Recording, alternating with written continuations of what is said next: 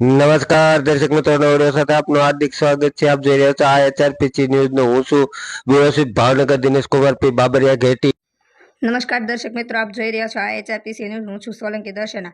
પાલીતાણાના થોરાળી ગામે અનુસૂચિત વાસ તથા ગામના આવેલા બજારમાં આસ્થાનું ધાર્મિક સ્થળ ભોળાનાથનું મંદિર હોય તેમની નજીકમાં નિશાળમાં નાના બાળકો ભણતા હોય ત્યાં બજારોમાં ગંદકી ઢગલાવ હોય જેને લઈને ગ્રામ્યજનોમાં રોષ જોવા મળ્યો હતો. જેમાં ગામ રોડમાં રસ્તાઓ પર ઠેર ઠેર ગંદકીના ઢગલા જોવા મળી રહ્યા છે. જેમાં હાલ રોગશાળાનો માહોલ હોય તે અંગે આરોગ્ય વિભાગ દ્વારા તપાસ કરી તાત્કાલિક રસ્તાઓ પર ગંદકીનો નિકાલ કરવામાં આવે એવી થોરાળી ગામના અનુસૂચિત જાતિના લોકો તથા ગામજનોના જાગૃત નાગરિકો દ્વારા માંગ કરવામાં આવી છે. જેમાં થોરાળી ગામના ગ્રામ્ય પંચાયત દ્વારા કોઈ પગલાં લેવામાં આવતા નથી. Bureau report Bhavnagar, Dinesh Kumar Babariya Gheti. હું જીતેન્દ્ર સોલંકી રિપોર્ટર. સભ્યશ્રીને પૂછી એમનો પ્રશ્ન શું છે? અમારે પ્રશ્ન એવો છે કે અમારે અહીંયા ગંદકીવાળો બહુ છે. આ તમે જોઈ શકો છો બધું. અહીંયા અમારે હાલવાનો રસ્તો નથી અને અહીંયા એવું કહે છે કે અહીંયા તે ઓર્ડરમાં આમાં તેમાં એમ છે. અહીંયા એટલે કે બધે બ્લોક નાખાઈ ગયા છે અને અમારા દલિતવાસમાં અમે વારંવાર રજૂઆત કરી છે. સરપંચને કીધું, ઉપસરપંચને કીધું તો એ ના પાડે છે કે અમે ત્યાં કામ નહીં કરવી. ત્યાં ટે ઓર્ડર છે તો ટે ઓર્ડર છે તો અહીં લગી તો બ્લોક આવ્યા છે.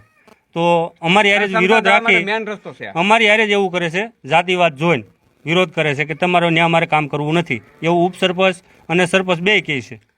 અને અમારે અહીંયા નાના નાના છોકરા છે, બાળકો છે બધા. તો આ બીમારીમાં આવે તો અમારે શું કરવાનું? આ બીમારી કેવી લાગુ પડે? આમાં કોઈ રોગચાળામાં મરી જાવ કરે જવાબદારી કોણ લે છે? ગ્રામ પંચાયત લઈએ છે. સરપંચને જાણ કરી હતી? હા, સરપંચને જાણ કરી. સરપંચે ના પાડી કે હું ત્યાં કોઈ વસ્તુનું કામ કરીશ નહીં. તમારા દલિત વાસી અમે 2-3 વખત રજૂઆત કરી અને ઉપસરપંચ નહીં, અમે હમણાં 2 દી પહેલા રજૂઆત કરી તો ઉપસરપંચે ના પાડી. અને ઉપસરપંચ છે આપણે એના ઘરના છે તો એ બેન તો અમને અમારી હારે વાત જ નથી કરતા, એના ઘરના જ અમારી હારે વાત કરે છે. ઉપલા અધિકારીને કોઈને હારે વાત કરી હતી તમે? ના, અમે તાલુકામાં ગયા હતા. મંત્રી હારે વાત કરી તો મંત્રીએ એવું કીધું કે તમારો ગામ જો ઠેરાવ કરી દેતો હોય તો અમને કામ કરવામાં કોઈ વાંધો નથી. પણ અમારા ગામના અમારી જે ઉપસરપંચ છે એ બધા ના પાડે છે. તમારી માંગ શું છે? અમારી માંગ એવી છે કે અમારે આ બધી ગંદકી છે એ સાફ કરવાની છે. અમારા બધા રસ્તા કરી દે અને ગટર લાઈન ને એવું અમારા દલિતવાસમાં નાખી દે. આજથી 70 વર્ષ થયા, 70-80 વર્ષ થવા અમારા દલિતવાસમાં એક પૈસાનું કામ નથી કર્યું. જૂનું ગામ હતું, ન્યાલી જાતિ અમે આવ્યા ને ત્યાંથી આ ગામમાં રહી છે, બધી નારીવારી રહેવી છે. કોઈ સત્તા અમને કોઈ કામ કાંઈ કરવા દેતા નથી. ગામમાં બધું કામ થાય છે, ગામમાં બધું કામ થાય, અમારું કામ જ નથી કરતા. જાતિવાદ કરે છે મતલબમાં. અને એમ કે તમે આ ગામના જ નથી. તો આગળના પગલા તમે શું લેશો? હવે આગળના પગલા તો એવું છે કે જો અમને આમાં કાંઈ ચુકાદો નહીં આપે તો અમે ગાંધીજીના માર્ગે ચાલી અને આંદોલન કરશું. અમારી ઈ માંગ છે. અમારી એવી માંગ છે. જો તો પ્રવીણભાઈ, આપનો પ્રશ્ન શું છે? મારું નામ પ્રવીણભાઈ ભોગાભાઈ મકવાણા, માજી સદસ્ય ગ્રામ પંચાયત. આપણો પ્રશ્ન થોરાળી ગ્રામ પંચાયતમાં એ છે કે આજુબાજુ ગંદકી જોવો સાહેબ બહુ છે. અહીંયા સ્કૂલ છે સરકારી, અહીંયા ભોળાનાથનું મંદિર છે, ધાર્મિક સ્થળ છે, અહીંયા આપણા સ્નાન ઘાટ છે, ચારે બાજુ આખા ગામમાં ગંદકી છે. આરોગ્ય વિભાગ કાંઈ ધ્યાન દેતો નથી, કાંઈ પંચાયત ધ્યાન દેતી નથી. આ મારો પ્રશ્ન છે. આ રજૂઆત છે જિલ્લા કલેક્ટરને DDO સાહેબ સુધી પગે એવી મારી રજૂઆત છે. અને આપણા ગામનો અવેડો છે માલઢોરનો, એમાં તે લીલ વળી ગઈ છે, કોઈ કાંઈ ધ્યાન દેતું નથી. આ એટલું મારું કહેવાનું છે. હા, બાવળિયા આ સ્નાન ઘાટ છે, ત્યાં જવાનો રસ્તો પણ નથી. હા, ત્યાં જવાનો રસ્તો પણ નથી. માણસ ગુજરી ગયું હોય તો ત્યાં નાવા માટેનું હોય. હા, ઓલું ભોળાનાથનું મંદિર છે પણ ત્યાં રસ્તો નથી. હા, ન્યાય તો બાવળિયા થઈ ગયા છે. એ તે ધાર્મિક સ્થળ છે. આ બધી ગંદકી છે, આ બધા ઉકાળા જોવો સાહેબ. હા, અહીંયા નાના નાના બાળકો ભણે છે, 200-150 નિશાળિયા છે. પંચાયત આ રસ્તો જો સ્નાન ઘાટ હા હા આની વહેલે તકે કાંક રજૂઆત તમે કરજો એવી મારી નર્મ અપીલ છે. હા, અહીંથી હલાય એમ નથી. હા, અંદર સ્નાન ઘાટ છે. હા, જો સાહેબ તમે જરાક નજર કરી લ્યો કે જોઈ જવો જરાક. જવા સ્નાન ઘાટ છે, જવા કોઈ ગંદકી જોઈ જો. આ કોઈ પાછળ ભોળાનાથનું મંદિર છે ત્યાં પણ જોઈ જવો. આ બાજુમાં નિશાળ પણ છે. તો એ છતાં કેટલાય છોકરાઓ આ ભણે છે, કારવે છે, પણ આ કોઈ જાતની કાંઈ વ્યવસ્થા છે જ નહીં એમ.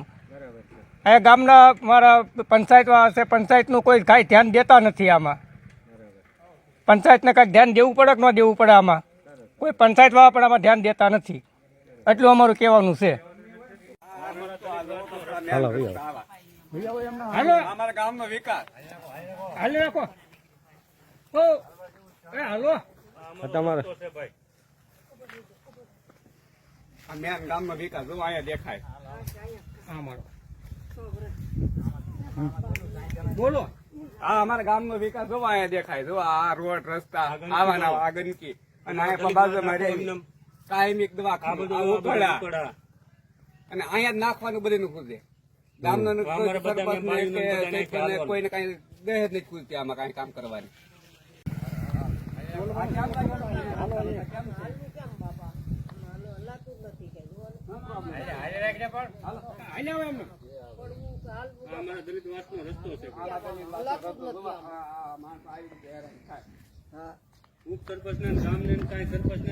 ગામના કોઈ ધ્યાન જ નહીં દેતા. હું આમાં કરું? ધ્યાનમાં નથી લેતું.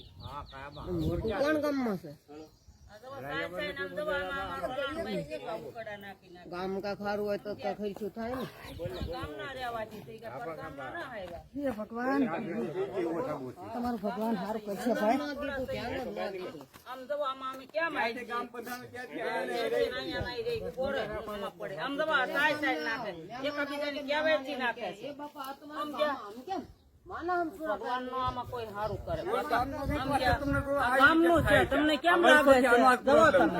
આજકાલ નહીં વર્ષોથી આનો પ્રોબ્લેમ બજાર નહીં અહીંયા ઉકળા માથે ગટર લાઈન ની કોઈ સુવિધા જ નહીં. પાણી જ નથી. આમ પાણી કાઢવા નિકાલ કરે આમાં ઢોરામાં સામું ઉતરે. જ્યાં કાઢવા નિકાલ હોય ત્યાં કાઢવાનું હોય ને પાણી. કોઈ વસ્તુ આઈને પર તમે જો આને તો ફેરવો જુઓ. આ જો આ મેન બજાર જ છે. આ સમસાની દાવાન માતા રસ્તો છે. અહીંયામાં મારતા બધું હાલે.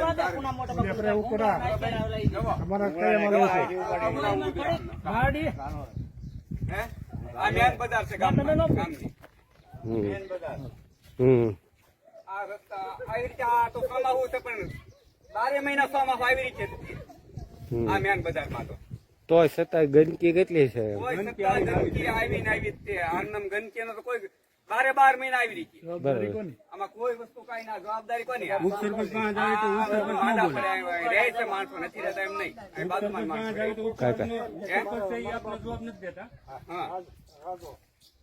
આવી ગંદકી 24 કલાક શાળો ઉનાળો ચોમાસું 4 મહિના હોય એક ધારી 12 મહિના આવી ગંદકી. અને ઉપસરપંચ પાસે આવે તો ઉપસરપંચ આપણને નથી કઈ કહેતા જવાબ દેતા.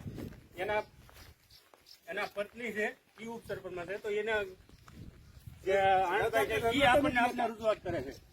એ બેન તો આપણને કોઈ મળતા નથી.